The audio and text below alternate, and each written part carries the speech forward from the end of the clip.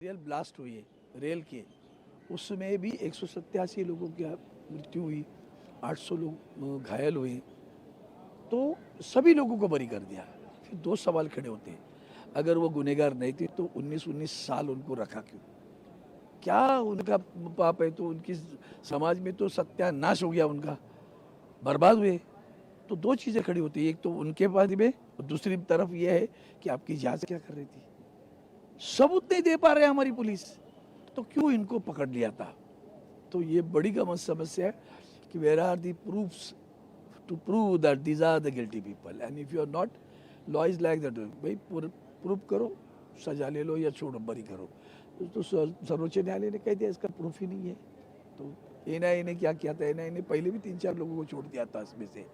तो ये जो जांच चल रही है, उस जांच की मुझे ज़्यादा चिंता लगती है कि किसी ने तो किया, इन्होंने नहीं किया, उनको बरी कर दिया। सही है, किया तो है ना किसी ने।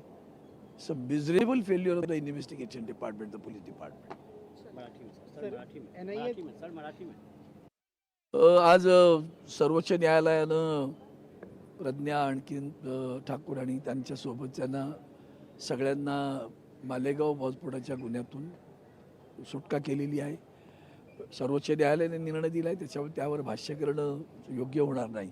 पण मुळात असं आहे की या सगळ्या घटना जेव्हा घडत आहेत त्यात त्यांनी काय म्हटलं की यांचे तुम्ही पुरावे देऊ शकला नाही की याच गुन्हेगार आहेत म्हणून। मग दोन प्रश्न उभे राहतात, इतका वर्ष विलंब का लागतो?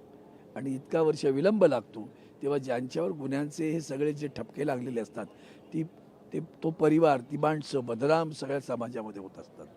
मग ते आमच्या मुंबईच्या रेल्वेच्या बॉम्बस्फोटमध्ये घ्या, त्या बॉम्बस्फोटामध्ये सुद्धा 187 लोकांचा मृत्यू झाला, 800 लोक जखमी झाले। त्याच्यावर सुद्धा सर्व उच्च न्यायालयाने त्यांना सोडून दिलं। मग सर्वोच्च न्यायालयाने पण त्याच्यावर काही केलं नाही। मग मूळ मुद्दा असा आहे तो की त्यांना सुद्धा 19 वर्ष का जेलमध्ये ठेवलं होतं? मग प्रश्न असा आहे, मग गुन्हेगार कोण? घटना तर घडल्या हे सत्य आहे ना। मग या घटना घडलेल्या सत्य घटनांमध्ये पोलिसांना आरोपी सापडत नाही, याच्यासारखं गृह खात्यावरचं बालंट नाही, काळीवा नाही असे मला वाटते। आणि एका दुसरी घटना नाही, एवढा मोठा हल्ला झाल्यानंतर सुद्धा तुम्हाला गुन्हेगार सापडत नाही, हेच या देशातलं सध्याचं जे चाललंय ते पाहिल्यानंतर असं भयावह वाटतं। लोकशाही मराठी ऐका, पहा, जागरूक रहा।